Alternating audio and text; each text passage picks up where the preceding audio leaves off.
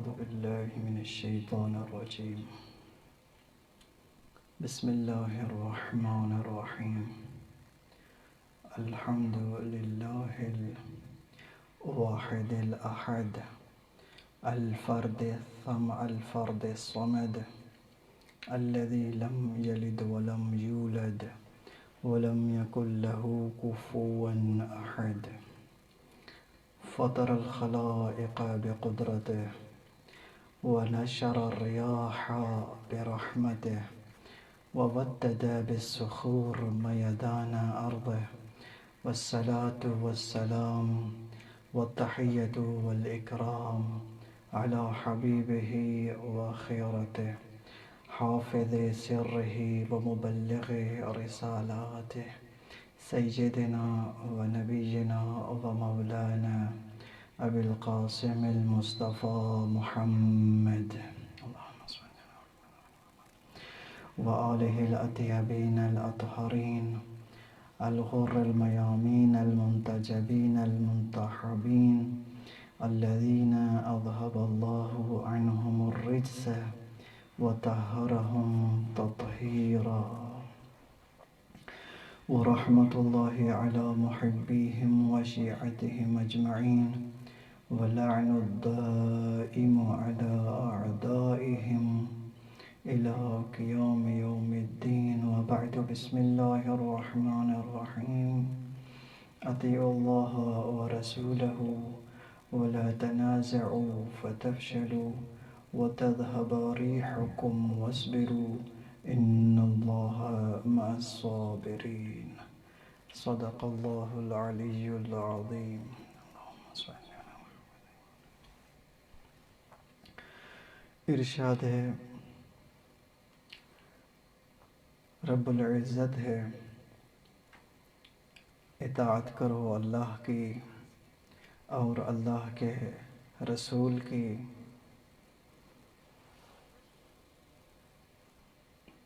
اور تفرقہ نہ کرو، صبر کرو، بے شک اللہ صبر کرنے والوں کے ساتھ ہے۔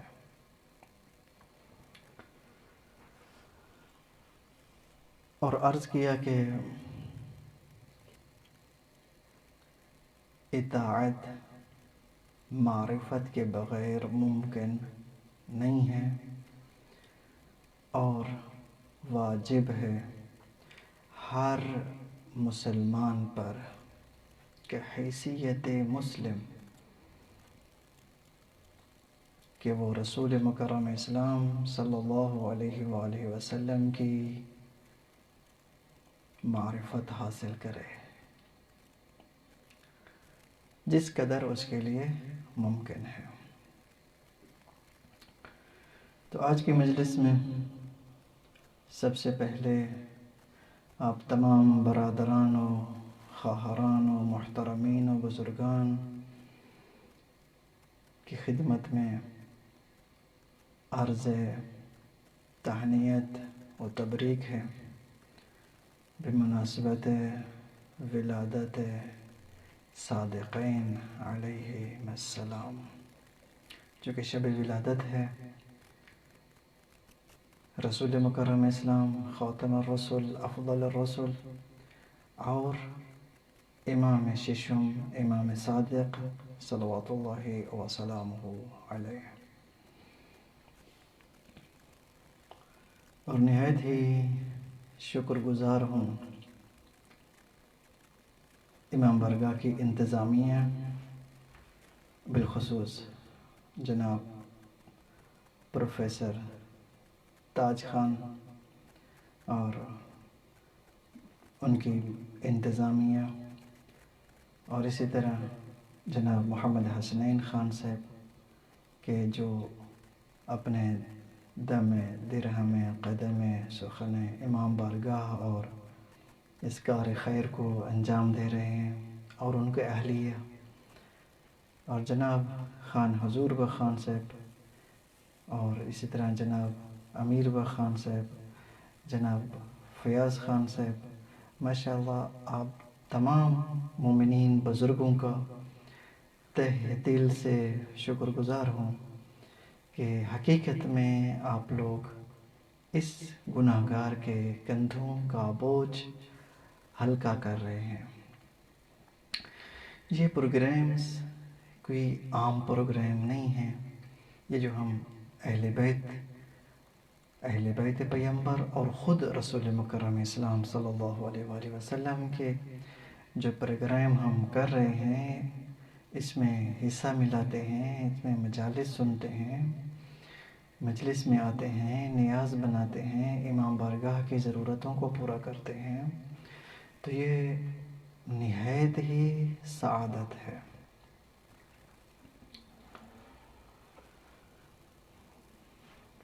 تو خداوند متعال سے دعا ہے کہ ذات حق سبحانہ وتعالی اولاً ہم سب کے اس کار خیر کو ریاکاری سے محفوظ فرمائے، وثانیاً ذات حق سبحانہ وتعالی اپنے سق ربوبی سے ہمیں توفیق عطا فرمائے کہ ہم وقتاً فوقتاً مداوماً لیلاً و نہاراً ہم ان پروگرامز کو کرتے رہیں۔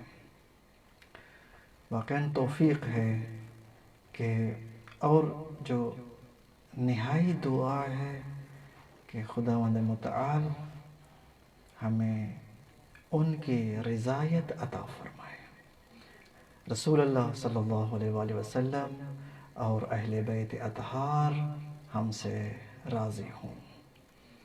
الہی آمین، اللہم آمین۔ جزاکم اللہ خیر، جزاکم اللہ خیر۔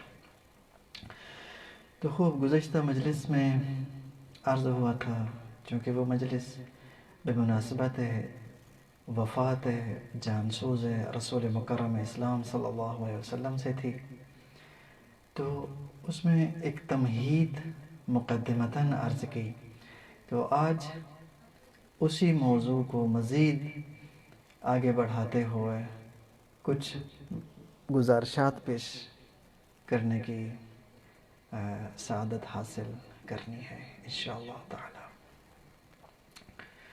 دیکھیں، شخصیت رسول مکرم اسلام صلی اللہ علیہ وآلہ وسلم کی معرفت ایک طرف سے واجب ہے، اور ہر مسلمان پر واجب ہے کہ آن حضرت صلی اللہ علیہ وآلہ وسلم کی شخصیت کی معرفت بقدر امکان ہی، جس قدر اس کے لیے ممکن ہے، معرفت حاصل کریں۔ اور دوسری طرف سے یہ بھی عرض کیا کہ تاریخ کا گدلا پن، تاریخ کی گدلاہٹ، دشمن، ظالمین، آثمین، منافقین، ناقصین اتنا زیادہ گروہ ہیں کہ اصلاً اگر گننے پہ آ جائیں تو وقت نہیں ہے کہ جو دشمنی ہے رسالت مآب صلی اللہ علیہ وآلہ وسلم میں دن رات ابھی بھی کوشش کر رہے ہیں حضرت کے آثار کو ختم کرنے کے حوالے سے، چاہے وہ آثار مبارک، چاہے آثار کلامی ہوں یا آثار بنائی ہوں، یعنی کوئی بناوٹ ہے، کوئی حضرت کے کلام ہے، خطبہ ہے، حضرت کا نوشتار ہے، لکھائی ہے۔ اسی طرح جب ان دو چیزوں کو ملائیں کہ ایک طرف سے معرفت واجب اور دوسری طرف سے کام اس قدر سنگین ہے کہ تاریخ بھی، اگر تاریخ کی طرف جائیں تو وہ بھی ہمیں یعنی ایک نکھلاہٹ کے ساتھ نہیں بتاتی ہے، بلکہ مخفی ہے، اور اس میں ہر رطب و یابس مخلوط ہے، ملا ہوا ہے۔ تو یہاں حقیقت میں مومن کی ذمہ داری اور بالا ہو جاتی ہے، مزید دو بالا ہو جاتی ہے کہ کوشش کرے اور حضرت کی معرفت کو حاصل کرے۔ تو یہاں پر ایک نکتہ عرض کروں گا اور اس کے بعد نوجوانوں کے لیے، بچوں کے لیے کچھ مطالب کو فہرست وار عرض کروں گا۔ نکتہ یہ ہے کہ توجہ، حضرت صلی اللہ علیہ وآلہ وسلم طیب و طاہر، پاک اور اس روئے ارض پر آن حضرت سے زیادہ پاک، افضل، طاہر، معصوم کوئی نہیں ہے۔ آن حضرت سے بڑھ کر کوئی صاحب مرتبہ نہیں ہے۔ تو جب آن حضرت اس قدر طاہر ہیں، طیب ہیں، پاک ہیں، اور آن حضرت کبھی ہمیں ملیں گے کسی کتاب سے، کبھی ہمیں ملیں گے کسی قلم سے، جو کہ ہم احتیاج رکھتے ہیں کسی قلم کی، کبھی کسی کتاب کی، کبھی کسی معاشرے کی، کبھی کسی تاریخ کی اور تاریخ نوشتار کی، کبھی کسی گھر کی احتیاج رکھتے ہیں کہ جہاں سے ہمیں رسول خاتم صلی اللہ علیہ وآلہ وسلم حاصل ہوں۔ تو یہ تمام تر چیزیں کیسی ہونی چاہیے؟ جب آن حضرت پاک ہیں، طیب و طاہر ہیں، تو ضروری ہوگا کہ آن حضرت صلی اللہ علیہ وآلہ وسلم کو جس قلم سے لے رہے ہیں وہ قلم بھی تمام تر نجاستوں سے پاک ہو۔ سیاسی نجاست ہے، یہ سیاست اگرچہ دین کا جز ہے، بلکہ سیاست عین دین ہے، لیکن جس طرح سیاست کو گدلا کیا گیا ہے اس کے حوالے سے عرض کیا کر رہا ہوں کہ جب قلم بک گئے، تاریخ دان بک گئے اور انہوں نے قلم چلانا شروع کر دیا مال لینے کے بل بوتے پر، تو اس قلم کا کیا بھروسہ ہے؟ وہ کیسا رسول ہمیں مہیا کرے گا؟ کس طرح کا رسول ہمیں مہیا کرے گا؟ کیا وہ طیب و طاہر و پاک و اعلی رسول ہمیں دے گا، یا وہ اپنی مرضی کا لکھا ہوا رسول ہمیں دے گا؟ توجہ۔ تو پس اگر ہم قلم کے محتاج ہیں کہ کسی قلم سے ہمیں رسالت مآب ملیں، تو وہ قلم، اس کی خاصیت ایسی ہونی چاہیے کہ وہ قلم پاک ہو، کسی سیاست، مال، دھوکہ، ریا اور کسی حوالے سے وہ قلم جو ہے وہ آلودہ نہ ہو، تب ہمیں اس قلم سے آن حضرت طیب و طاہر ملیں گے۔ یہ ایک بات۔ اگر ہم کسی کتاب کے محتاج ہوتے ہیں کہ آن حضرت کو کسی کتاب میں تلاش کریں، تو کتاب کیسی ہونی چاہیے؟ کتاب کیسی ہونی چاہیے؟ کیا ہر لکھی جانے والی کتاب یہ صلاحیت رکھتی ہے کہ ہمیں آن حضرت کا تعارف کروائے؟ لمحۃ فکریہ، لمحہ فکریہ ہے۔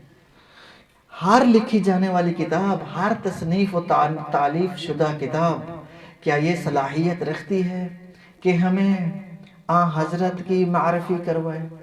ہرگز نہیں۔ جب قلم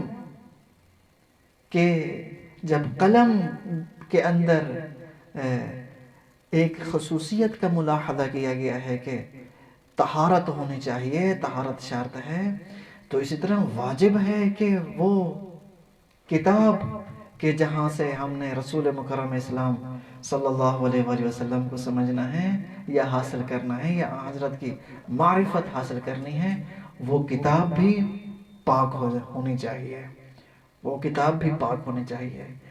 اسی طرح اگر آن حضرت صلی اللہ علیہ وآلہ وسلم کی، اگر آن حضرت کو کسی مجتمع سے لینا ہے، کسی سوسائٹی سے لینا ہے، تو وہ سوسائٹی کیسی ہونی چاہیے؟ یعنی کیا جاہل سوسائٹی سے یا کافر سوسائٹی سے ہم رسول لے سکتے ہیں؟ اگر آپ کو کافر سوسائٹی سے کوئی رسول ملے گا وہ کیسا ہوگا؟ اور اگر طیب و طاہر و پاک سوسائٹی سے اگر رسول ملے گا تو وہ کیسا رسول ہوگا؟ انشاءاللہ واضح ہے۔ اسی طرح ایک گھر سے آپ نے، اگر ہمیں رسول چاہیے اور آپ نے رسول حاصل کرنا ہے کسی گھر سے، تو وہ گھر کیسا ہونا چاہیے؟ آیا وہ گھر یا وہ گودی، یا وہ ہاتھ جس نے رسول اللہ کو اٹھائے ہوں، یا وہ پستان جن نے رسول اللہ کو دودھ پلایا ہو، تو کیا یہ بھی جیسے ہوں کیسے ہوں بالکل نہیں مسئلہ، ہم نے رسول لینا ہے ان سے، یا حتماً وہ طیب ہوں، وہ ہاتھ پاک ہوں، وہ گھر پاک ہو، وہ گودیاں پاک ہوں کہ جہاں سے ہم نے رسول لینا ہے، وہ اس معاشرے کے افراد نہایت ہی پارسا اور پاک ہوں جہاں سے ہم نے رسول لینا ہے۔ توجہ فرما رہے ہیں۔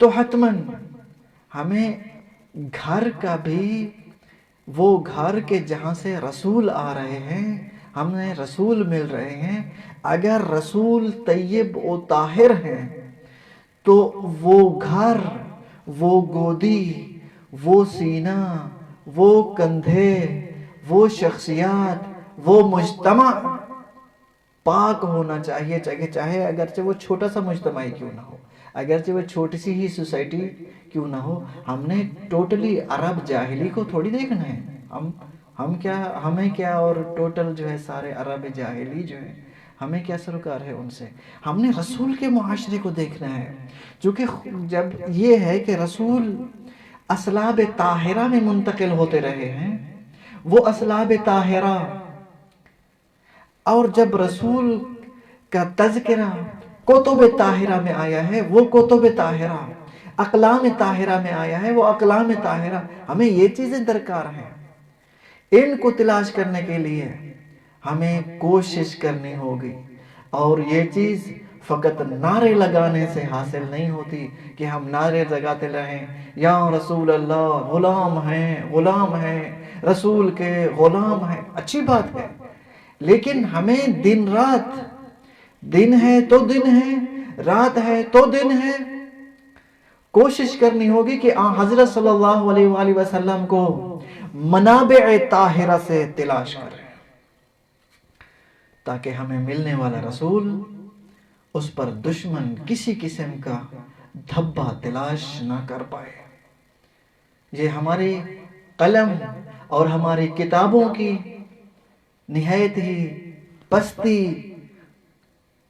اور تلوث ہے کہ ہماری کتابیں ملوث، ہماری قلم ملوث، ہماری زبانیں ملوث، ہمارے معاشرے ملوث، اور ہم نے پھر انہی معاشروں پر، انہی اقلام پر، انہی کتابوں پر ہم نے قیاس کیا ہے رسول اللہ صلی اللہ علیہ وآلہ وسلم کا، کبھی تو بھولے سے اور کبھی جان بوجھ کر جفا ہے رسول اللہ کے ساتھ، تو جس کے نتیجے میں دشمن کو موقع ملا تو دشمن نے پھر رسول اللہ پر صلی اللہ علیہ وسلم پر مختلف حضرت کی شخصیات کو تنقیس کرنے کے لیے اس نے کتابیں لکھی، مثلا رنگیلا رسول اور اس طرح کی جو کتابیں لکھی پڑی ہیں، اور کتنے ایسی کتابیں ہیں کہ جو پاک اقلام سے، طاہر اقلام سے نہیں لکھی جا چکی، ان میں ایسی غلطیاں موجود ہیں، اگرچہ وہ کتابیں تقدس، صحت، صحیح کہا جاتا ہے، یہ کتاب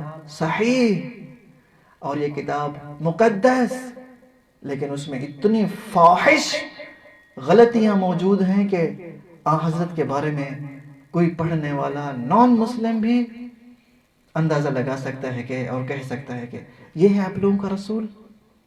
مہم یہ میرا موضوع یہ نہیں تھا، معاف کیجئے گا، چونکہ بات سے بات پھر نکل جاتی ہے، ہم اس لیے انشاءاللہ آئندہ جب نبوت کی بحث ہم مفصل انشاءاللہ شروع کریں گے تو وہاں پر شبہات و ردود بھی بیان کریں گے۔ یہ ہماری کتابوں کی وجہ سے غیر مسلموں میں بہت سارے شبہات پیدا ہوئے ہیں، من جملہ مسیحیوں کا یہ اشکال اور یہ اعتراض کہ آپ لوگوں کے رسول نے، توجہ، آپ لوگوں کے رسول نے 40 سال کے بعد اس کو پتہ چلا کہ میں رسول ہوں، آپ کے رسول نے 40 سال کے بعد اعلان نبوت کیا، چونکہ اس کو 40 سال کے بعد پتہ چلا کہ میں رسول ہوں۔ ہمارا نبی کون؟ حضرت سید مسیح، حضرت عیسیٰ علی نبینا وآلہ وعلیہ آلاف التحیۃ والسلام۔ حضرت عیسیٰ علیہ السلام انہوں نے تو مادر آغوش مادر میں یہ فرمایا تھا انی عبداللہ آتانی الکتاب، اللہ نے مجھے، میں اللہ کا بندہ ہوں، میرے پاس کتاب موجود ہے، مجھے وجعلنی نبیہ، مجھے خداوند متعال نے نبی بنایا ہے۔ وہ تو آغوش مادر میں ہمارا نبی، مسیح کہتے ہیں وہ، آغوش مادر میں ہمارا نبی یہ اقرار کر رہا ہے اور لوگوں کو بتا رہا ہے کہ میں نبی ہوں، میرے پاس کتاب ہے، میں حجت پروردگار ہوں۔ اور آپ لوگوں کا نبی تو 40 سال تک اس کو پتہ نہیں ہے کہ میں نبی ہوں کہ نہیں ہوں۔ توجہ فرما رہے ہیں، یہ کہاں سے اعتراضات اٹھے؟ چونکہ ہم مسلمانوں نے کہائی سے مسلم، کہائی سے مسلمان، کہائی سے مومن، ہم نے رسول کو، رسالت مآب صلی اللہ علیہ وسلم کو، حضرت خاتم مرسلین کو ہم نے منابع طاہرہ سے نہیں لیا، بلکہ ہم نے کیا کیا ہے؟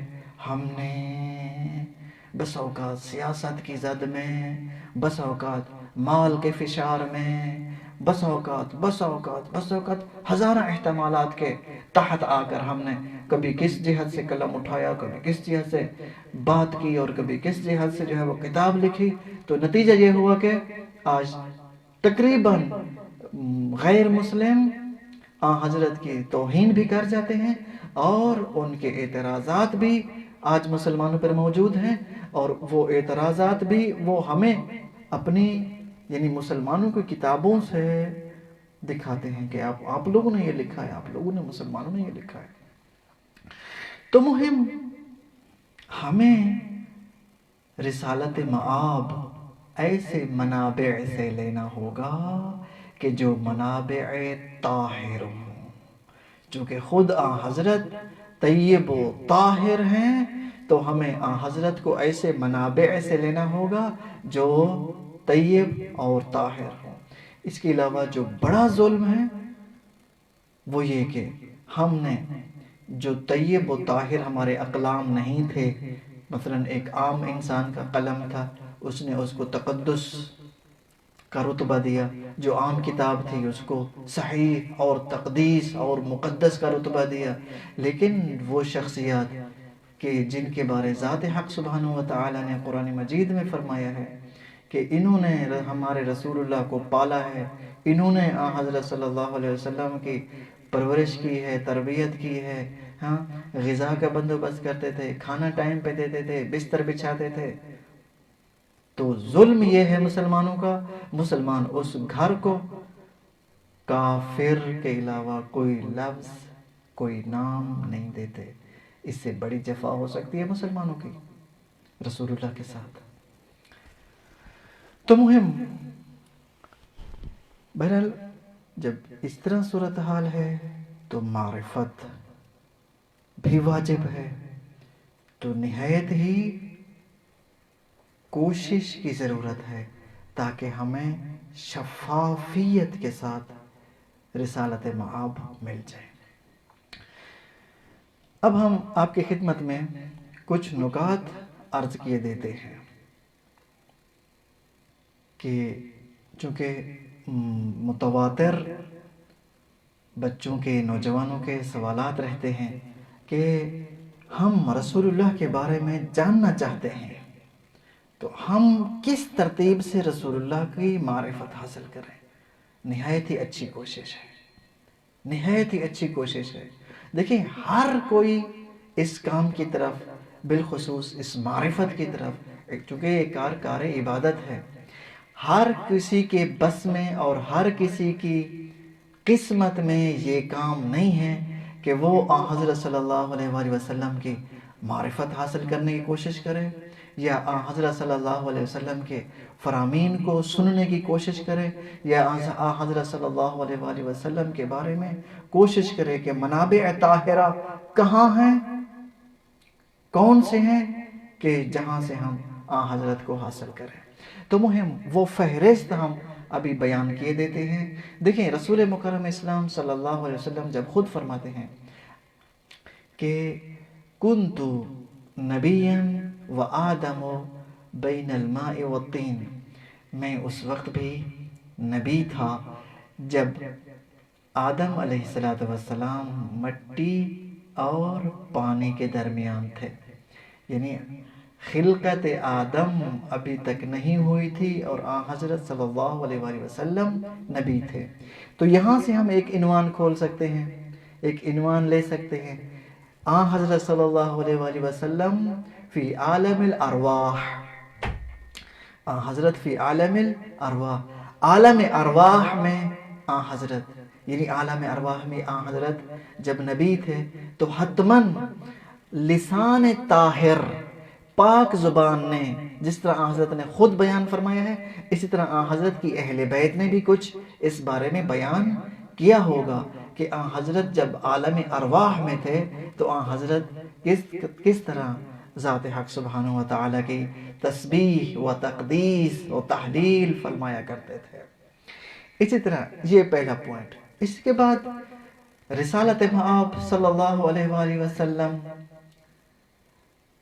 قبل الولادہ، یعنی کیا؟ یعنی رسول اللہ صلی اللہ علیہ وسلم فی اصلاب طاہرہ، حضرت صلی اللہ علیہ وسلم کا نور حضرت آدم علیہ السلام سے چلتا ہوا پھر حضرت ابراہیم علیہ السلام، پھر حضرت اسماعیل، پھر پورا یہ سلسلہ چلتا ہوا اولاد اسماعیل سے یہاں تک کہ حضرت عبد المطلب اور پھر حضرت عبداللہ تک پہنچتا ہے۔ یہ تمام اصلاب طاہرہ ہیں، یہ اصلاب طاہرہ کی گواہی کہ اصلاب طاہرہ نے کیا کہا ہے کہ وہ نور خاتم جو ہماری صلب میں موجود تھا اس کے کیا آثار تھے اور اس نور کی کیا برکات تھی۔ حضرت آدم علیہ السلام سے لے کر خود خاتم المرسلین صلی اللہ علیہ وسلم علیہ کے والد بزرگوار حضرت عبداللہ، تو یہ اصلاب طاہرہ۔ اس کے علاوہ رسول مکرم اسلام صلی اللہ علیہ وسلم، تیسرا پوائنٹ، رسول مکرم اسلام عند الولادہ، حضرت ولادت کے وقت حضرت صلی اللہ علیہ وسلم کے بارے میں پڑھنا ہوگا کہ ولادت کے وقت حضرت صلی اللہ علیہ وسلم کی کیا کیفیت تھی، وہ آثار کیا تھے، وہ معجزات کیا نمودار ہوئے حضرت صلی اللہ علیہ وسلم کی ولادت کے وقت۔ اس کے بعد حضرت صلی اللہ علیہ وآلہ وسلم قبل البعثہ، بعثت سے پہلے حضرت جو بعثت سے پہلے 40 سال رہے ہیں مکے میں ہیں، اور حضرت کی صفات میں سے ایک صفت امی بتایا جاتا ہے اور قرآن مجید میں بھی لفظ امی ذکر ہوا ہے۔ کیا اس کلمہ امی کا مطلب کیا ہے کہ یعنی امی، یعنی تم امی رہو یا امیوں کی طرح رہو، ان پڑھوں کی طرح رہو، یا نہ لکھو نہ پڑھو، یا تم نہیں پڑھ سکتے نہیں لکھ سکتے۔ دیکھیں یہ خطابات، یہ کلمات، یہ قضایا، ہر قضیہ دوسرے قضیے سے فرق رکھتا ہے۔ آپ اگر یہ کہیں کہ حضرت لکھ پڑھ نہیں سکتے تھے، یا آپ یوں کہیں گے کہ حضرت کو لکھنے پڑھنے کا حکم نہیں تھا، ان دونوں میں بڑا فرق ہے۔ حضرت لکھ پڑھ نہیں سکتے، یعنی اصلا ان کے پاس قدرت نہیں تھی لکھنے کی پڑھنے کی، ٹھیک ہے۔ اس کے بعد جو اگلا مطلب ہے کہ حضرت صلی اللہ علیہ وسلم عند الوحی، جب وحی نازل ہوئی، پہلی وحی نازل ہوئی تو اس وقت حضرت صلی اللہ علیہ وسلم، یعنی حضرت وحی کے وقت، پھر حضرت صلی اللہ علیہ وسلم بعثت کے وقت، پھر حضرت صلی اللہ علیہ وسلم شیب ابی طالب، کیسے شیب ابی طالب میں رہے حضرت، کس قدر مشکل اور کٹھن تھے وہ 3 سال کہ جس میں جناب رسول مکرم اسلام، بی بی خدیجہ سلام اللہ علیہا، جناب ابو طالب اور دیگر بزرگان کہ جو حضرت صلی اللہ علیہ وسلم کے ساتھ مددگار تھے تبلیغ دین میں، کس طرح انہوں نے حضرت کا تعاون کیا، ساتھ دیا اور حضرت کے ساتھ رہے شیب ابی طالب میں۔ پھر شیب ابی طالب کے بعد حضرت کی ہجرت کے واقعات نہایت ہی مہم ہیں، بچوں کو پڑھنے چاہیے کہ حضرت صلی اللہ علیہ وسلم نے کن حالات میں ہجرت کی، اور کیا وہ حالات تھے کہ جس کے بلبوتے پر یا جن کے بلبوتے پر حضرت صلی اللہ علیہ وآلہ وسلم کو حکم ہجرت ہوا۔ پھر حضرت صلی اللہ علیہ وآلہ وسلم مکے میں حضرت نے کیسے وقت گزارا، مکے میں کیا کیا فعالیتیں حضرت نے انجام دیں۔ پھر حضرت صلی اللہ علیہ وسلم حجۃ الوداع پر اور فتح مکہ پر، پہلے فتح مکہ ہے 7 ہجری میں، پھر حضرت صلی اللہ علیہ وسلم حجۃ الوداع ہے، فتح مکہ میں حضرت کا کیا رول تھا، کس طرح حضرت صلی اللہ علیہ وآلہ وسلم نے مکے کو فتح فرمایا، اور کس طرح پھر حضرت نے مکے والوں کو ان کی تمام تر ان کی جتنا بھی انہوں نے حضرت پہ ظلم کیے تھے حضرت نے سب کو معاف کر دیا۔ لا تثریب علیکم اليوم کہ قرآن مجید کی وہ آیت کہ جناب یوسف علیہ السلام کے بھائی جب آئے تھے، حضرت یوسف علیہ السلام سے ملاقات ہوئی، ایک مرتبہ گندم لے گئے مصر میں، جیسے آپ سب کا سنا ہوا واقعہ ہے، اور پھر جب دوسری مرتبہ آئے تو جناب یوسف نے فرمایا کہ اپنے چھوٹے بھائی کو بھی لے آنا مثلا، اور لے آئے، اور اسی طرح جب ان کو پتہ چل گیا کہ یہ ہمارا وہ بھائی حضرت یوسف ہیں تو پھر کیسے شرمندہ ہوئے، تو جناب یوسف علیہ السلام نے ان کو فرمایا لا تثریب علیکم اليوم، کوئی خجل، کوئی شرمندگی تمہارے اوپر نہیں ہے، میں نے سب تم کو معاف کر دیا ہے۔ اور یہ سب جانتے ہیں کہ اخوت یوسف کے بھائیوں نے حضرت یوسف علی نبینا وعلیہ آلاف و تحیت و ثنا پر کیا ظلم اٹھائے تھے، کتنا مارا، کتنا لہو لہان کیا، کتنا حسد رکھتے تھے، کس طرح کنویں میں ڈالا، پھر کس طرح بیچا، لیکن اور پھر اس کے بعد جناب یوسف علیہ السلام ماں باپ وطن بھائیوں سے سب سے دور رہ گئے اتنا عرصہ، پھر وہاں جو ہے زندان میں بھی رہے، ایک عرصہ زندان میں رہے، اور وہاں زندان میں کوڑے بھی کھاتے رہے، اور بہت ہی کٹھن حالات سے گزرتے رہے۔ یہ سب کیا تھا؟ یوسف علیہ السلام کے بھائیوں کا ظلم تھا، جن کی وجہ سے جناب یوسف علیہ السلام اتنا مشکلات میں گرفتار رہے۔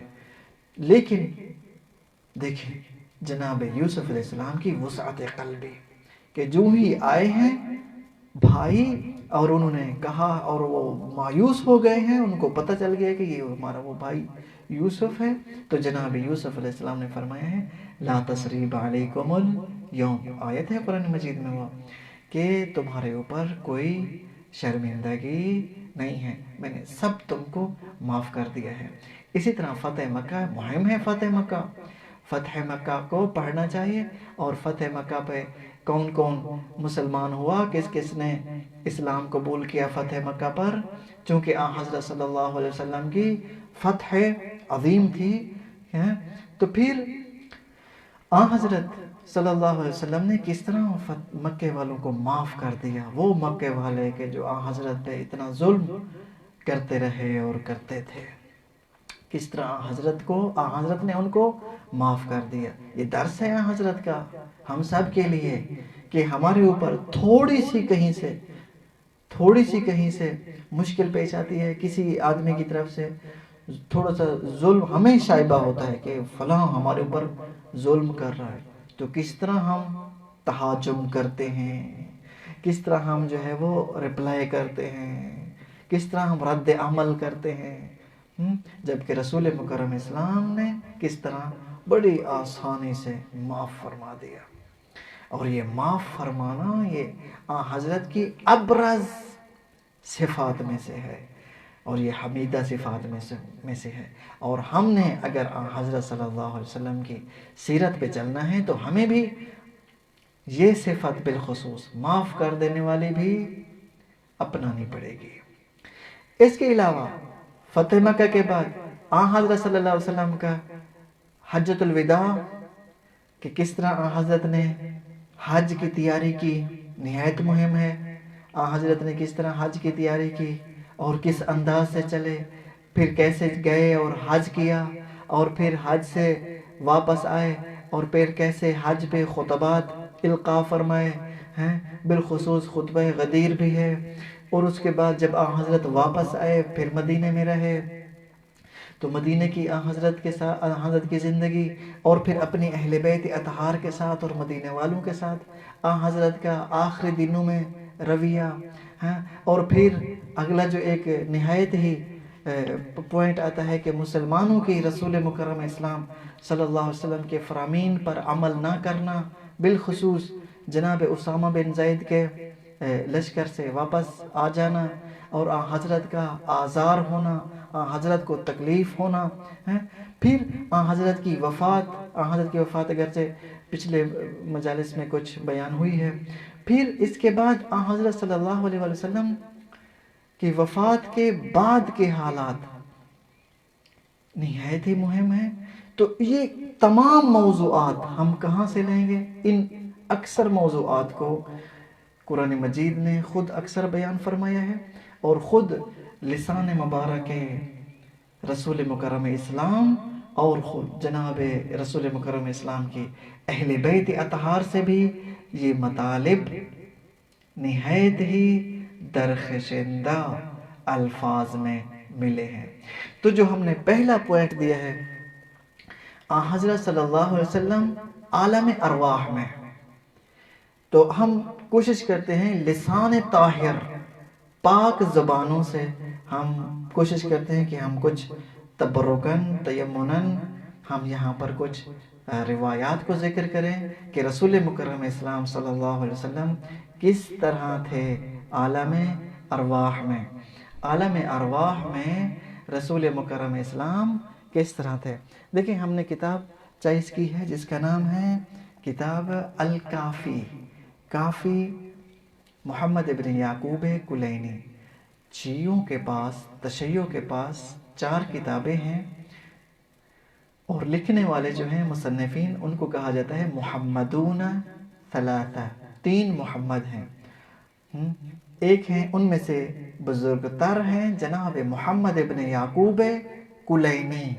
محمد ابن یعقوب کلینی یہ نہایت ہی معتبر کتاب ہے. معتبر کس حوالے سے، یہ بھی انشاءاللہ ذہن میں رہے. معتبر اس کا مطلب یہ نہیں ہے کہ تمام تر جو کچھ لکھا پڑا ہے وہ سب کا سب معتبر ہوتا ہے کتابوں میں.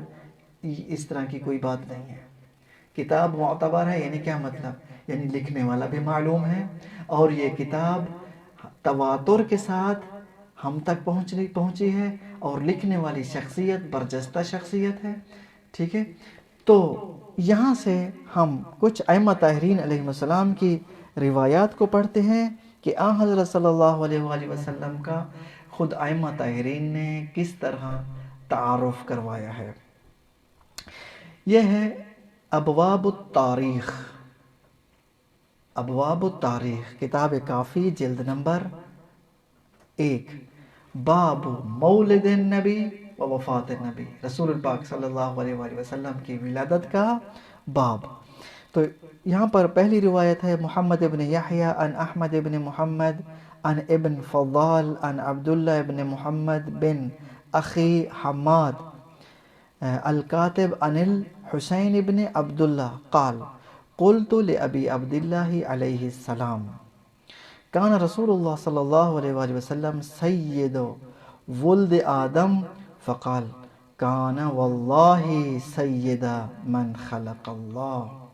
راوی نے عرض کیا امام صادق علیہ السلام سے کہ کیا رسول مکرم اسلام تمام تر ولد آدم علیہ السلام کی ساری جتنی بھی اولاد ہے سب کے سردار ہیں رسول اللہ؟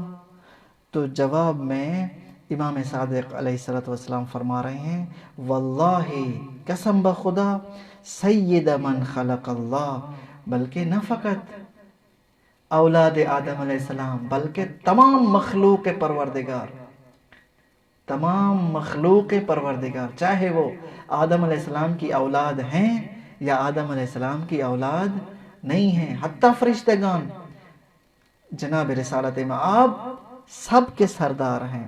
وما برأ اللہ بریتا خیرا من محمد، اللہم صلی علی محمد وآل محمد۔ خداوند متعال نے حضرت صلی اللہ علیہ وآلہ وسلم سے افضل، بہتر کوئی مخلوق خلق ہی نہیں فرمائی۔ یہ ہے لسان طاہر، پاک زبان۔ دیکھیں کتنا فرق ہے اس زبان میں کہ جو کہے کہ رسول پاک ہمارے جیسا ہے، اور یہ لسان یہ فرما رہی ہے کہ نہیں، رسول اللہ صلی اللہ علیہ وآلہ وسلم اللہ تبارک و تعالیٰ کی افضل ترین مخلوق ہیں، ان کے علاوہ کوئی ایسا شخص نہیں ہے جو اس مرتبے تک ہو یا اس سے مافوق ہو، بلند ہو، ہرگز نہیں۔ یعنی رسول مکرم اسلام افضل ترین خلق ہیں، افضل ترین مخلوق ہیں اللہ تبارک و تعالیٰ کے۔ اس کے بعد وذکر رسول اللہ صلی اللہ علیہ وآلہ وسلم امیر جناب، یہ بھی روایت امام صادق علیہ السلام کی ہے، ان حماد ان ابی عبداللہ علیہ السلام۔ حماد امام صادق علیہ السلام کا صحابی ہے۔ تو وذکر رسول اللہ، امام صادق علیہ السلام کی خدمت میں رسول اللہ کا ذکر کیا جناب حماد نے، تو فقال، مولا نے فرمایا، قال امیر المؤمنین، امیر المومنین یہ فرماتے تھے۔ دیکھیں امام صادق صلوات اللہ السلام علیہ کسی غیر معصوم راوی کا اسناد نہیں فرما رہے کہ وہ اس نے اس طرح کہا ہے کہ رسول پاک ایسے تھے، نہیں، ڈائریکٹ امیر المومنین سے ہی روایت فرما رہے ہیں۔ یہ الفاظ ہی متبرک ہیں، یہ بابرکت الفاظ ہیں۔ دیکھیں یوں کیا جا سکتا ہے کہ ہم یہ احادیث یاد کر کے آ جائیں اور ان کا ترجمہ اور متن یاد کر کے سنا کے چلے جائیں، لیکن کتاب کے ساتھ پڑھنا نہایت ہی بابرکت ہے۔ اہل سنت کے کچھ بزرگان علماء ہیں، وہ کہتے ہیں کہ یہ جو تشیع کے پاس کتابیں ہیں اور ان کے یہ روایات ہیں اور ان کے سلسلہ سند ہے، سلسلہ سند کیا ہے؟ مثلا سلسلہ سند یہ ہے، مثلا محمد بن یحییٰ عن احمد بن محمد عن الحجال عن حماد عن ابی عبداللہ علیہ السلام، یہ سلسلہ سند۔ وہ کہتے ہیں کہ اگر یہ سلسلہ سند لکھ کر کسی پاگل کے گلے میں ڈال دیں تو وہ بھی عقل مند ہو جائے گا، وہ بھی عقل مند ہو جائے گا۔ تو خوب امام صادق صلوات اللہ وسلم علیہ کی خدمت میں رسول اللہ کا ذکر کیا گیا۔ فقال، تو مولا نے فرمایا، قال امیر المؤمنین، مولا نے امیر المؤمنین علیہ السلام نے فرمایا، ما برأ اللہ نسمتا خیرا من محمد، اللہم صلی علی محمد وآل محمد۔ خداوند متعال نے کسی مخلوق کو حضرت سے افضل تر پیدا نہیں فرمایا۔ اگلی روایت ہے احمد بن ادریس عن حسین بن عبداللہ عن محمد بن عیسیٰ عن محمد بن عبداللہ عن علی بن حدید عن مرازم عن ابی عبداللہ علیہ السلام۔ امام صادق علیہ السلام کی روایت، ابی عبداللہ ہے صادق، امام صادق علیہ السلام کا بھی لقب، ایک کنیت ابو عبداللہ ہے۔ قال، امام صادق نے فرمایا، قال اللہ تبارک و تعالی یا محمد انی خلقتک وعلیا نورا۔ رسول اللہ کو خطاب ہوا اللہ تبارک و تعالی کی طرف سے۔ امام صادق فرما رہے ہیں رسول اللہ کو خطاب ہوا اللہ تبارک و تعالی کی طرف سے، کیا خطاب ہوا؟ یا محمد انی خلقتک وعلیا، میں نے آپ کو اور علی کو خلق فرمایا ہے، نور میں نے آپ کو اور علی کو نور خلق فرمایا ہے، یعنی روحاً بلا بدن، یعنی جب آپ روح تھے، ساتھ بدن نہیں تھا. یعنی اللہ تبارک و تعالیٰ نے جب حضرت صلی اللہ علیہ وسلم کو خلق فرمایا تو اکٹھا خلق فرمایا، حضرت کو، نبی کو بھی اور علی کو بھی، دونوں کو اکٹھا خلق فرمایا.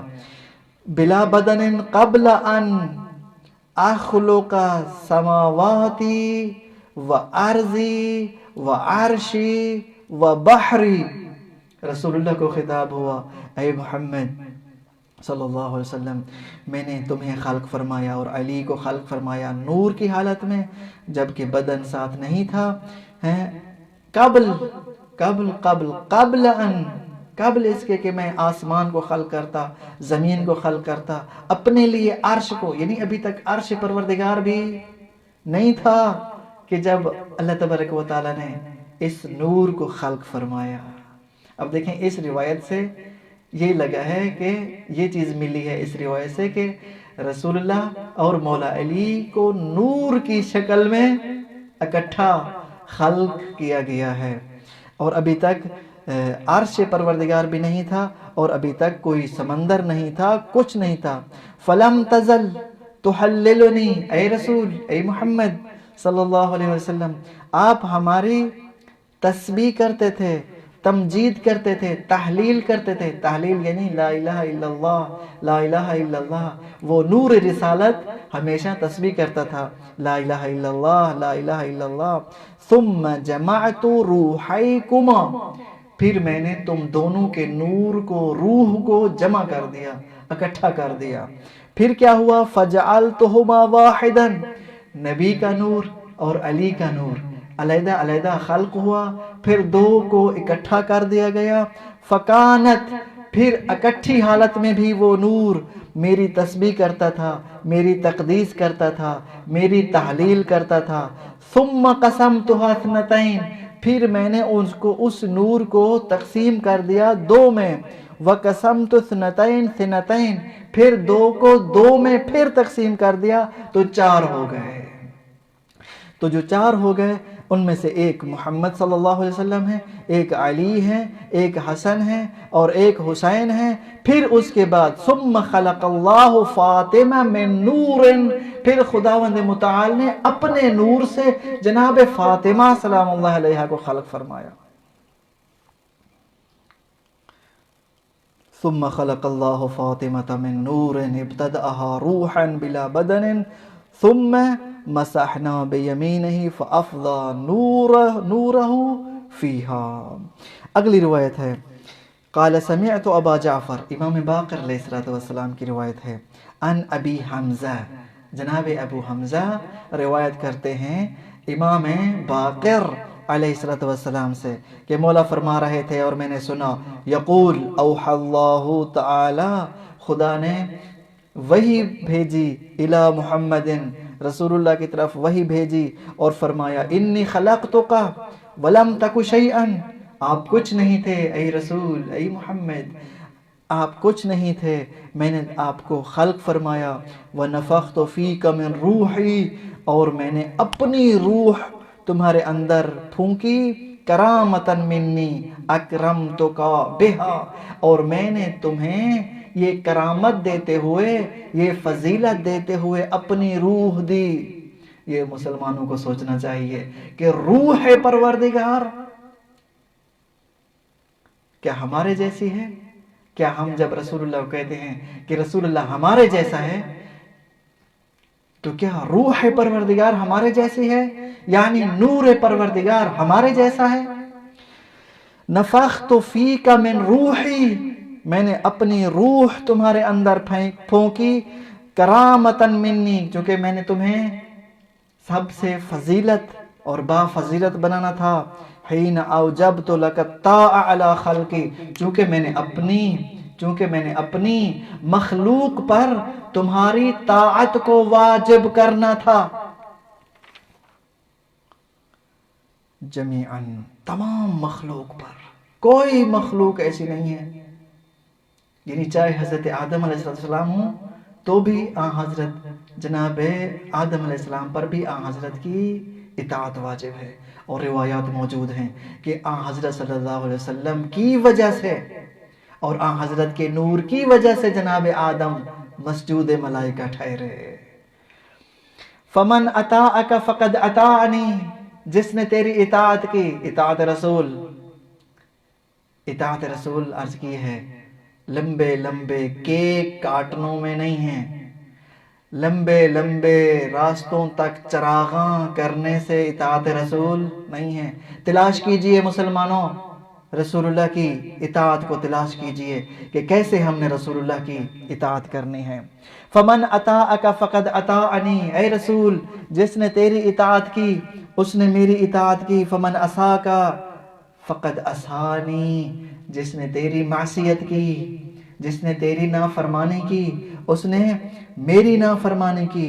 وَأَوْجَبْتُ ذَلِكَ فِي عَلِيٍّ وَفِي نَسْلِهِ، اے رسول فقط اطاعت واجب اطاعت اس کو فقط محدود نہیں کیا میں نے آپ تک، بس کہ فقط آپ کی اطاعت واجب ہو تمام مخلوق پر، تمام مخلوق پر فقط آپ کی اطاعت واجب ہو. توجہ ہو نہیں، بلکہ وَأَوْجَبْتُ ذَلِكَ فِي عَلِيٍّ، بلکہ علی کی اطاعت بھی تمام تر مسلمان، تمام تر مخلوق پر واجب ہے. وفی نسلہ، اور علی علیہ السلام کی تمام تر اولاد یعنی امام حسن علیہ السلام سے لے کر امام مہدی علیہ السلام تک، ان کی یہ جو ذریت طاہرہ ہیں ان کی بھی اطاعت تمام مخلوق پر واجب ہے. ممن اختصصتہ منہم لنفسی، ذریت علی میں سے جن کو ہم نے چن لیا ہے اور امام بنا دیا ہے ان کی اطاعت تمام مخلوق پر واجب ہے. جس طرح خود حضرت صلی اللہ علیہ وآلہ وسلم کی اطاعت مطلقہ تمام مخلوق پر واجب ہے. توجہ. اگلی روایت، یہ روایت جناب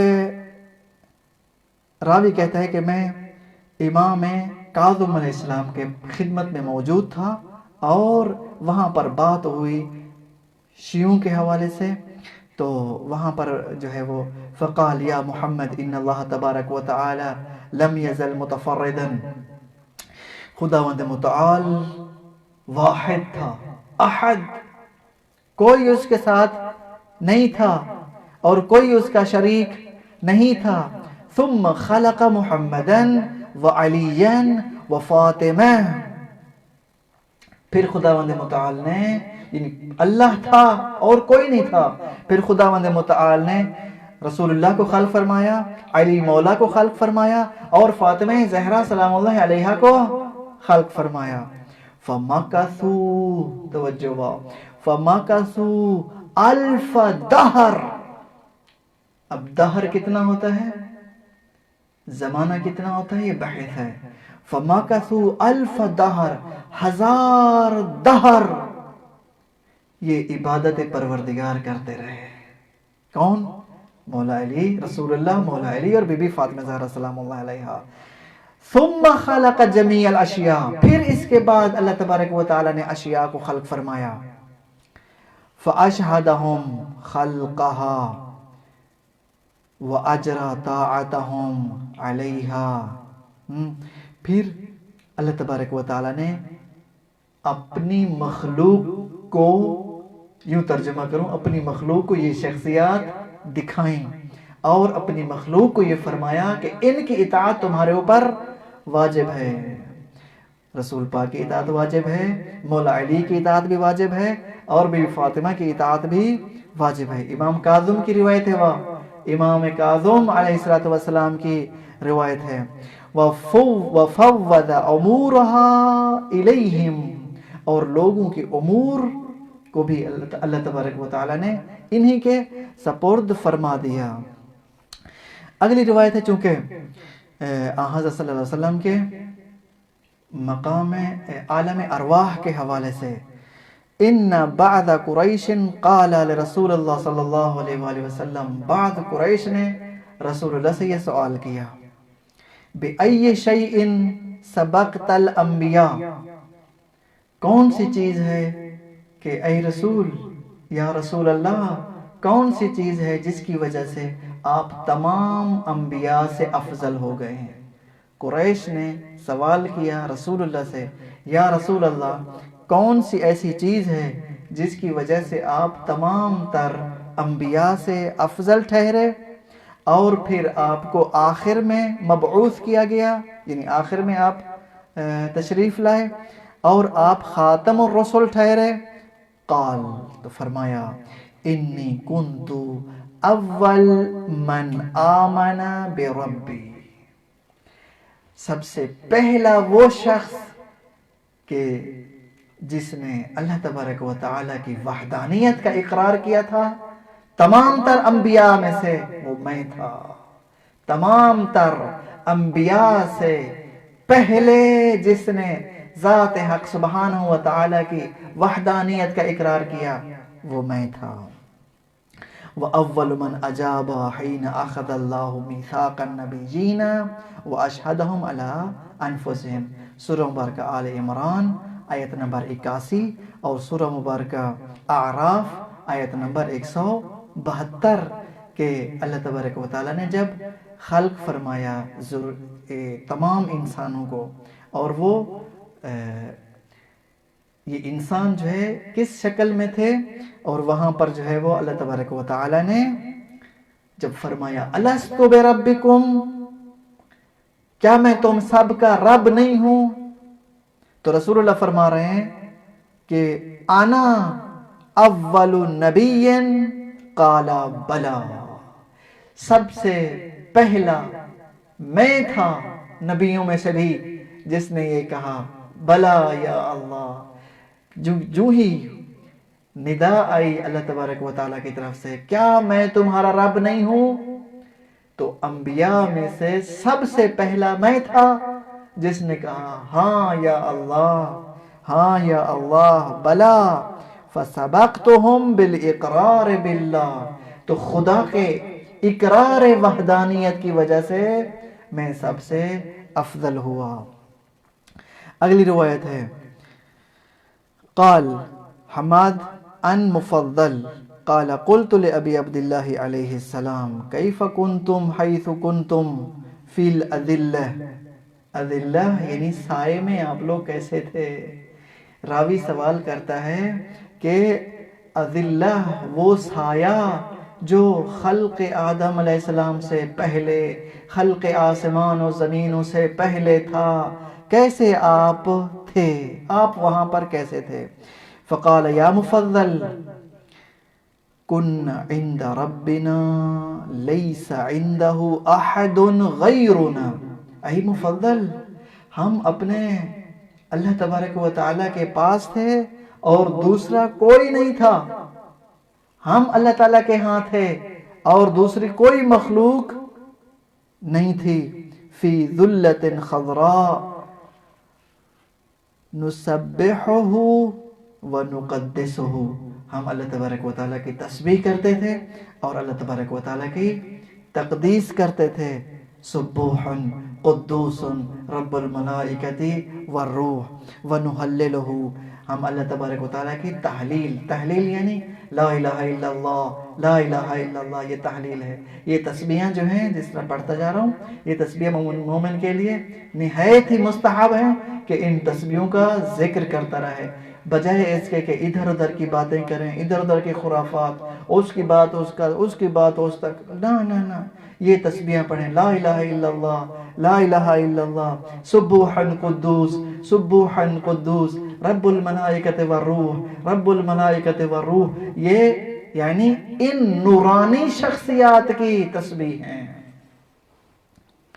نسبحہ ونقدسہ ونحللہ ونمجدہ وما من ملک مقرب، کوئی مقرب ملک نہیں تھا وہاں جہاں ہم تھے اللہ تبارک و تعالیٰ کے حضور، ولا ذی روح غیرنا حتی بدأ لہ فی خلق الاشیاء، یہاں تک کہ خداوند متعال نے پھر دوسری مخلوق کو خلق فرمایا، ما شاء کیف شاء من الملائکہ پھر وہ یعنی ملائکہ بھی بعد میں خلق ہوئے ہیں، زمین و آسمان بعد میں خلق ہوئے ہیں، ملائکہ بعد میں خلق ہوئے ہیں، عرش پروردگار بھی بعد میں خلق ہوا ہے۔ ثم انہا مہم ہوا، ثم انہا علم ذالک الینا، پھر خداوند متعال نے تمام مخلوق کو خلق فرما کے اس تمام مخلوق کا علم ہمیں عطا فرما دیا۔ اگلی روایت ہے ان ابی عبداللہ علیہ السلام، امام صادق صلوات اللہ وسلام سے، فرمایا یقول قال ان اول اہل بیت نوہ اللہ باسمائنا، ہم وہ پہلے اہل بیت ہیں جن کا خداوند متعال نے ذکر عام کیا ہے، زمینوں میں بھی اور آسمانوں میں بھی۔ پہلے وہ اہل بیت ہیں کہ جن کا ذکر اللہ تبارک و تعالیٰ نے، یعنی جن کو اللہ تبارک و تعالیٰ نے مشہور فرمایا ہے، جن کا ذکر عام کیا ہے زمینوں میں بھی آسمانوں میں بھی۔ انہ لما خلق السماوات والارض امر منادیا، کیسے ذکر ہمارا ہوا زمینوں پر آسمانوں پر؟ تو مولا فرما رہے ہیں جب اللہ تبارک و تعالیٰ نے آسمانوں کو خلق فرمایا، زمینوں کو خلق فرمایا، منادی کو حکم دیا کہ ندا دو۔ کیا ندا دو؟ حکم دیا کہ 3 مرتبہ کہو اشہد ان لا الہ الا اللہ۔ پھر حکم ہوا اس کو منادی کو کہ ندا دو، 3 مرتبہ کہے اشہد ان محمد رسول اللہ، اور منادی کو حکم ہوا کہ 3 دفعہ کہے اشہد ان علی امیر المؤمنین حقا۔ تو بس ہم وہ اہل بیت ہیں کہ جن کا ذکر اللہ تبارک و تعالیٰ نے ملائکہ کے ذریعے زمینوں اور آسمانوں میں عام کیا ہے۔ ملائکہ کے ذریعے اللہ تبارک و تعالیٰ نے یہ ذکر عام کیا ہے۔ یہ روایت ہے 8ویں روایت ہے اس باب کی، 1193 روایت ہے، نمبر ہے اس کا تسلسل کے حوالے سے۔ خوب، تو اگلی روایت ہے ان ابی عبداللہ، چھٹے امام سے، قال ان اللہ کان، اللہ تھا جب کوئی نہیں تھا، ان اللہ کان اذ لا کان، خدا تھا جب کوئی نہیں تھا، فخلق الکان والمکان، پھر خداوند متعال نے کون و مکان کو خلق فرمایا، وخلق نور الانوار، پھر خداوند متعال نے ایک ایسا نور خلق فرمایا کہ جو دوسرے انوار کو بھی نورانی کر دیتا ہے۔ ایک نور کہ جو دوسرے نور تھے ان کو بھی اس نور نے منور کر دیا اور نورانی کر دیا۔ نور نے پہلے وہ نورانی تھے، لیکن جب اللہ تبارک و تعالیٰ نے ایک نور خلق فرمایا، نور کو بھی نورانیت ملی اس نور سے۔ خلق نور الانوار الذی نورت منہ الانوار، پھر کیا ہوا؟ وَأَجْرَى فِيهِ مِن نُورِهِ الَّذِي نُوِّرَتْ مِنْهُ الْأَنْوَارُ وَهُوَ نُورُ الَّذِي خَلَقَ مِنْهُ محمد صلی اللہ علیہ وسلم۔ وہ نور تھا جس سے حضرت کی تخلیق ہوئی، اور علیاً مولا علی کی تخلیق ہوئی، یعنی وہ نور تھا جس نور سے حضرت اور مولا علی کی پیدائش ہوئی، تخلیق ہوئی۔ فَلَمْ يَزَالَ نُورَيْن، اور یہ دونوں نور، مولا علی کا نور اور رسول پاک کا نور، اولین، وہ نور ازلی رہے، نور اولی رہے، ہمیشہ نور اولی رہے، یعنی رسول مکرم اسلام اور مولا علی علیہ السلام کیا ہوئے اس روایت کے مطابق؟ نور اول۔ رسول مکرم اسلام ہوئے نور اول، مولا علی ہوئے نور اول۔ اذ لا شیء کون قبلہما، ان سے پہلے کوئی چیز نہیں تھی مولا علی اور رسول پاک سے۔